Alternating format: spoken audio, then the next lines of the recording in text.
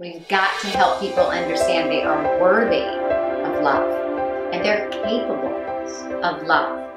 Hi, I'm Elyse Snipes, and I'm the Clinical Director for Sirona Behavioral Health.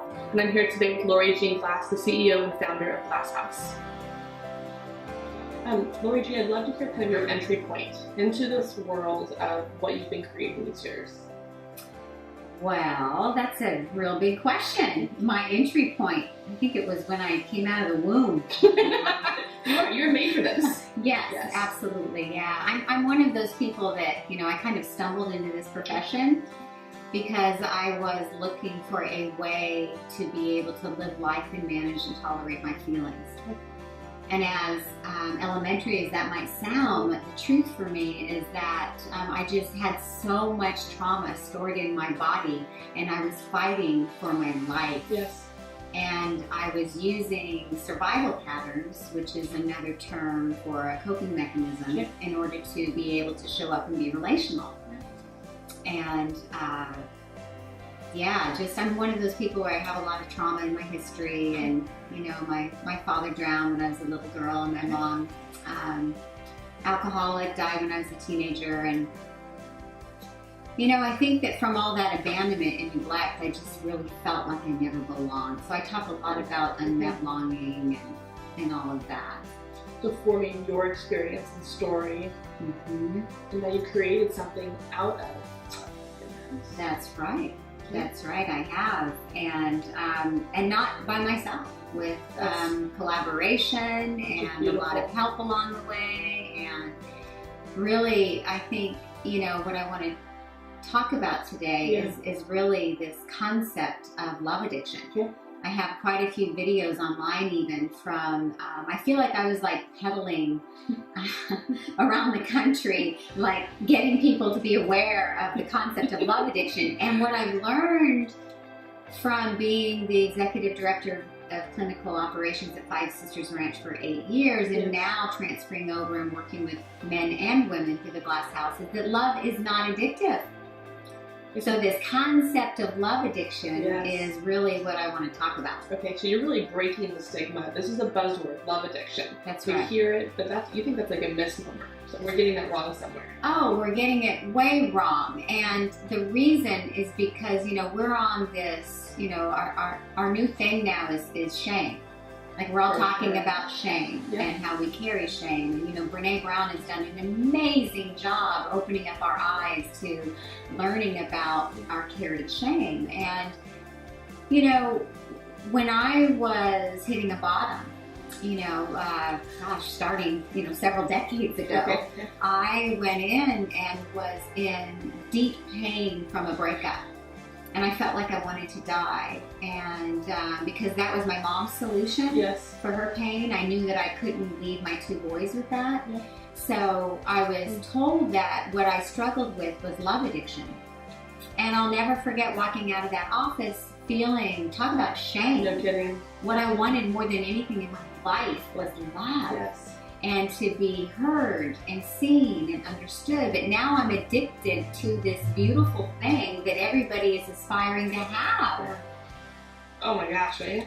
And it was like, whoa. So I took the label and I strapped it on, just like I got this cape on today. I put it on, and I went out there and I did the meetings and I did the work, and I'm a love addict, and you know what? I'm not a love addict. What I was addicted to is desire. Whoa. My state of consciousness was in desire. It wasn't in love. You're flipping this around. Oh, totally. Because when you're in a state of consciousness of desire, you're craving something. Right.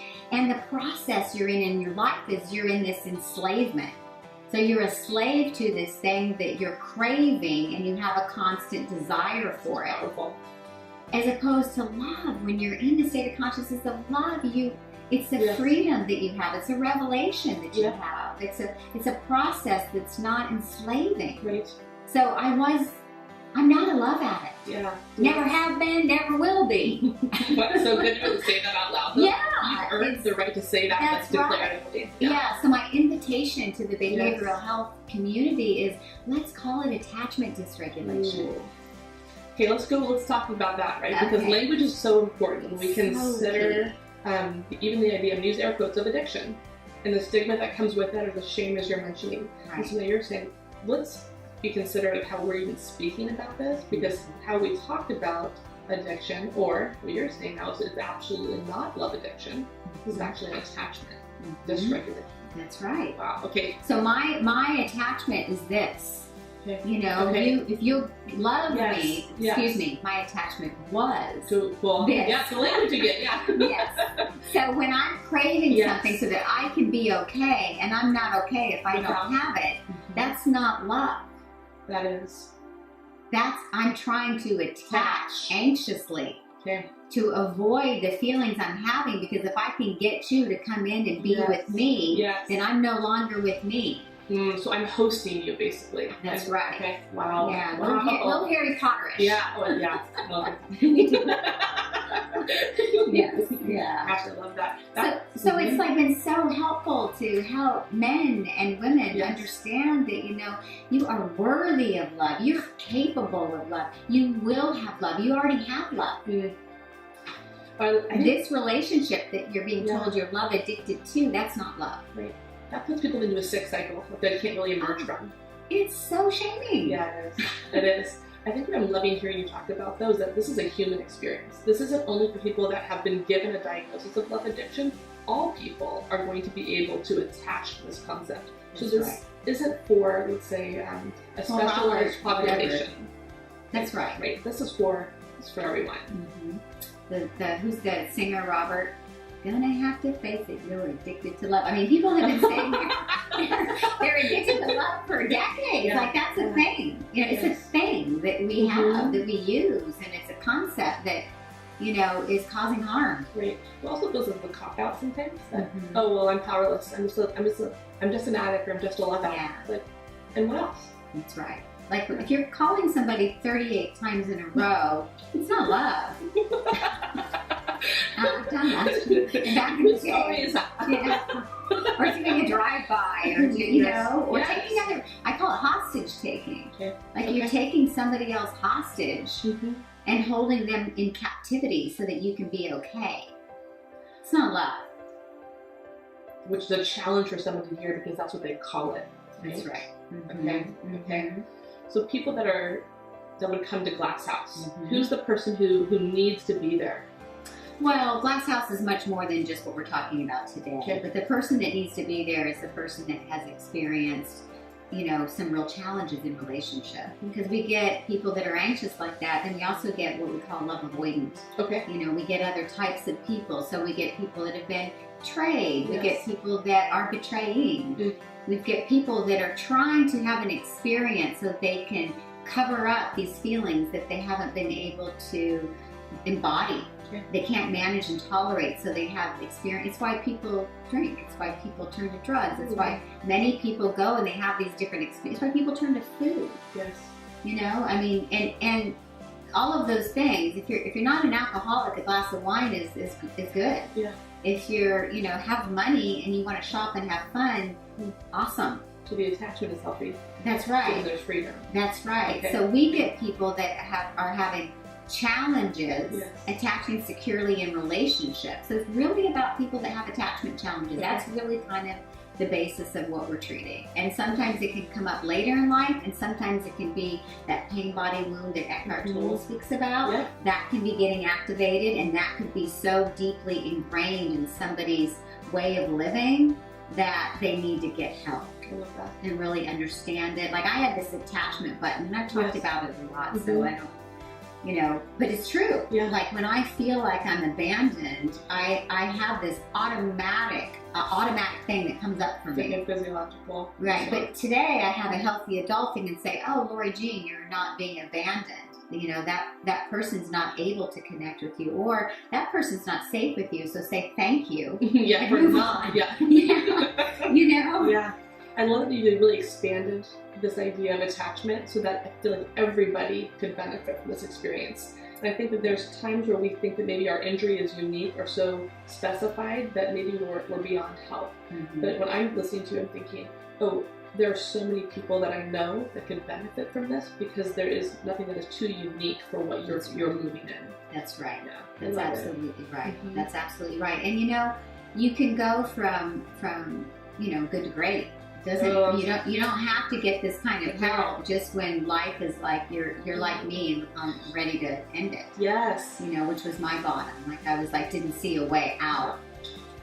That's powerful, because then when someone's coming and going from good to great, that's a whole different type of work. That's right. Yeah. And we call that, what we teach people is to understand that inside of themselves, everybody has a healthy adult.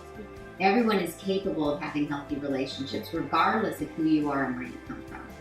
We're all capable of having healthy attachments, and we call that the healthy adult, right? We actually call it #healthy adult, And then when we can discover and understand those parts of self that deregulate us, did it happen in our childhood? Is it the inner child work? Is it in our adolescence? Did we individuate properly? Yeah. Or is it happening in our adult life where we're still stumbling and running into roadblocks? We introduce and we teach these different 4 concepts of self so that you can be responsible for yourself. Because when I get activated, that abandonment wound in me, that's the little girl that lives inside of me.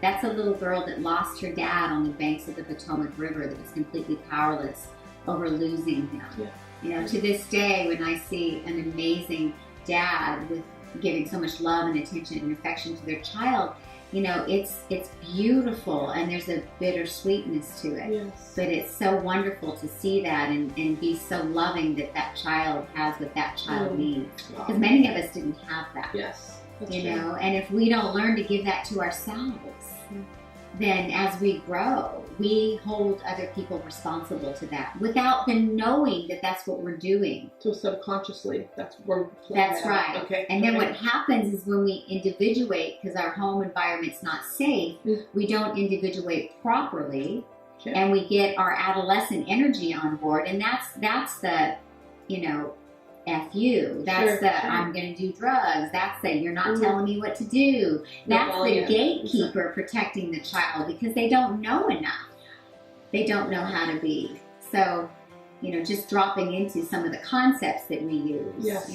They're basic, they're simple, but we go into each individual storyline and make sure that they understand how they're doing that, why they're doing that. Right. And then an invitation to shift and pivot and do something different. It is challenging though when we get people that aren't sober, or people that are using drugs or alcohol as a dependency. It's key that those people at least go through some form of a detoxification.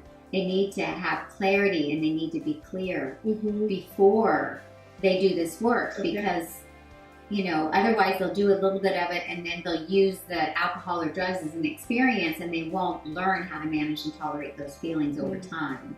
It's like a false attachment then to That's right. Okay. Well, they're just, every time what comes up that needs to be understood and learned won't have an opportunity to even come up. It feels ground. That's right. Replacement. That's right. Or the strategy they've learned to maintain that anxiety. That's right.